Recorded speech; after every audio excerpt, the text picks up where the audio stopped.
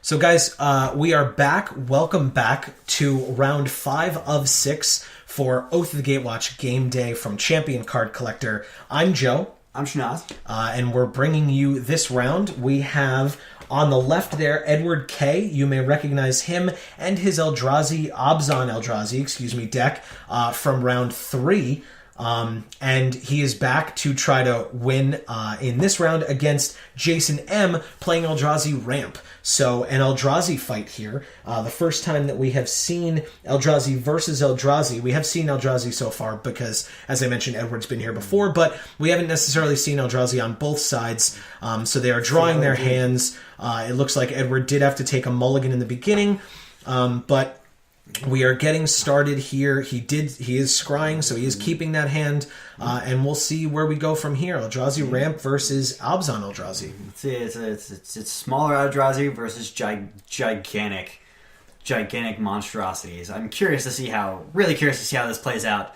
It was like, who wins? Either the smaller ones or the bigger ones. It's true, and really the question is, do the smaller ones do enough damage to kill their opponent before the bigger ones come out? That is true. Because I feel like once the bigger ones come out, that's really not a question. So the fetch lands are being played or lands are being searched for, and more loading screens, and Shrine of the Forsaken Gods comes out. Kind of an interesting card. One that you would not see played in any other deck, really, besides Eldrazi Ramp. And then a second one comes down, and a Nissa's Pilgrimage. Right, so he's just double-checking what it does. It doesn't have Spell Mastery, so he gets to look for 2 lands. One comes into play tapped, and one goes into his hand, reveals it, and then puts it in there. Ramping up real hard. Yep. Able to get the early ramp out. It's true, working very well. It puts him in a good situation, actually, because there's still nothing on the field.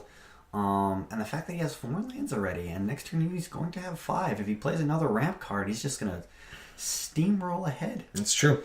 So it looks like a fetch land was about to come down for Edward. He's thinking about it. Yep, there it goes. And he's cracking it immediately. Yep. So we will wait as they shuffle and search. No creatures yet so far on either side. The only spell that's been played has been the Nissa's Pilgrimage, which just is looking for more lands. So, unfortunately, I think at that point, this so far play has been favoring the Eldrazi Ramp deck because it has not been receiving any early threats, and yet here comes an Eldrazi Displacer. It's not big damage, but it's a 3/3 creature, and it puts something on board. It's just gonna make Jason react a little better and see if he can get something on the field to try and block that damage. And there's a Thought-Knot Seer, and you see a land, a land hand. Gets rid of the Ulamog in his hand, and the Ulamog goes away, which means there's literally nothing else but land in Jason's hand right now. That's an absolute shame to see that. Obviously, great play by Edward, of course, getting that Thought-Knot out, seeing what Jason was working with, because because with the aggressive ramping that Jason was doing, it was getting a little bit scary. Now Edward should be able to breathe a little bit. One of the Ulamogs is down. We don't know. I'm assuming the deck would have 4. That would be what the deck is looking for. The pressure is still on, though, because if he draws any one of those Eldrazi, the large Eldrazi, he could drop that and could do some serious work. And he's playing something for 4. It's an explosive vegetation. Still getting that land ramp. More aggressive ramping. He definitely doesn't need any more lands in his hand, as we just saw, but he's getting them out of his deck. To be fair, that's a great strategy to thin out your deck so you can draw a little bit more gas. He looks for a Wastes and a Forest. So he gets them both, puts them down. Again, thinning out his deck. That's super helpful. Unfortunately, he is staring down a 4/4 and a 3/3 on the other side of the field. He pretty much knows he has just lands in his hand. So he's kind of, in theory, top decking at this point. That's right. You need to top deck something big in order to not have Edward run away with this game, as he seems to be doing. And of course, as you mentioned, that he immediately plays a Gideon down, and makes a Knight Ally token with it and attacks for 7 total. Big on tap. He wants something big. Something big off a draw. I don't know. And he just scoops it up. He wasn't seeing it. He saw the writing on the wall. There was a lot of damage coming in next turn. Thought-Knot getting rid of the Ulamog. Yeah, that was kind of the clinch play. Yeah. Absolutely. So for now, that's game one, a very, very quick game one. Let's see if Jason can come back in game two or whether Edward is just going to run away with this match. Welcome back to round 5, game 2. The first match, unfortunately, Eldrazi Ramp couldn't get cards he needed. Needed to just draw something big, but didn't get the draw. Was digging for it, was looking for it. Yeah.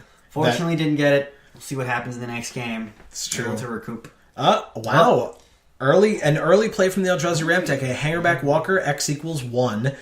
And it's the response is immediate with what looks like an Ailey on the other side of the field. Yes, it is. And so Hangerback versus Ailey, it looks like and another Hangerback. Wow. I don't know if those are, again, you always question whether they're sideboard plays or whether he just didn't see them. I'm going to assume they were sideboard. And Ailey still attacks in. You know, the question is whether you block, whether you double block. It's still early on, but you don't want that early damage coming in, especially if you're the Eldrazi Ramp deck. So both of them do block. He pumps one of them up.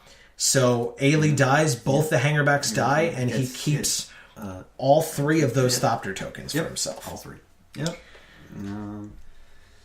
So just to reiterate, every time Hangerback Walker dies, for each +1/+1 counter on it, you gain a Thopter token for each +1/+1 counter. So his play was to pump it so he can get an extra +1/+1 counter on it. It's true. And it was able to kill the Ailey then with 3 toughness, I believe. And he immediately plays an Explosive Vegetation, getting a Wastes and a Mountain, which is exactly what he needed. He now has all 3 colors that his deck would need. Plus, he has a Shrine of the Forsaken Gods, so he should be able to get him where he needs to be.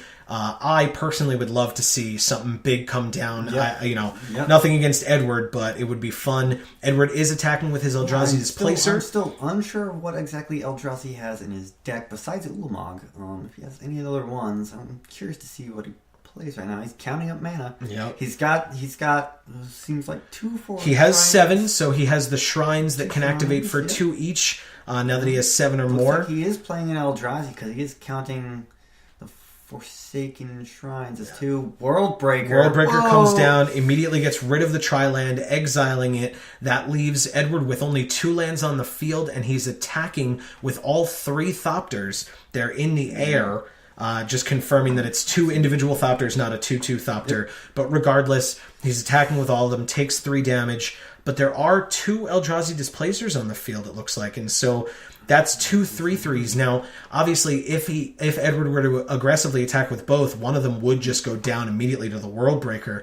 And Edward really has to consider here, he's staring down somebody who has up to 9 mana available to him with only 2 lands on the field. So he does just pass his turn and aggressive attacks from Jason. Drops another mana, so he is able to play Ulamog right now. Ulamog cost, Conradana cost is 10. It's true. It's true. So let's see. He does just pass his turn, though, after the attacks. 6 damage coming in for Jason, and he does take it. And a 3rd land was played for Edward, so he did find something. Let's see if he can play something for 3 on this turn. And he taps 3, looks like taking a damage, and Abzan charms the Worldbreaker, exiling it completely, getting it out of the way. That's a great way to take care of that threat. On a side note, it does look like he has a Sanctum of Ugin in play, and it's still in play even after he played the Worldbreaker. It looks like he forgot to sack That's right. It looks like probably a misplay there. That's really unfortunate because he would have been able to search for something bigger like the Ulamog that you mentioned because he did have the land for it.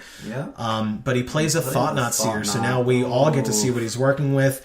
You kind of see the thought for a second of, do I play anything first? And he does. He plays Spatial Contortion. He's responding. Looks like he's responding to the trigger. Right, and that's the exact question that's being asked, right? So the Spatial Contortion would give the Thought-Knot Seer a +3, -3, even though Thought-Knot is a 4/4. So he has to have some kind of a follow-up here, and he's tapping more mana. So he's fixing it up here, determining exactly what he needs. He plays Kozilek's Return. So that's 2 damage to all those creatures. Now the only one that it'll kill is Thought-Knot because the Scions, or the Displacers are 3/3s, but it's all creatures. So all of his Thopter tokens also die. He plays an Explosive Vegetation. Okay, getting more land. Or no, I'm sorry. He drew the Explosive Vegetation off of the Thought-Knot Seer going away, and then had to get rid of it as the only card left in his hand for Thought-Knot Seer's trigger, which was still in the stack. He also, unfortunately, then saw nothing and had to scoop it up. That's a shame for the Eldrazi Ramp. I wanted to see the Ulamog happen. Exactly. I wanted to see it. So we did not get to see an Eldrazi Titan today. That's really unfortunate. It was a very interesting game. Edward just had too many threats and was able to run away with it. So just to say, we technically did see it. It just got exiled from the game. That's true.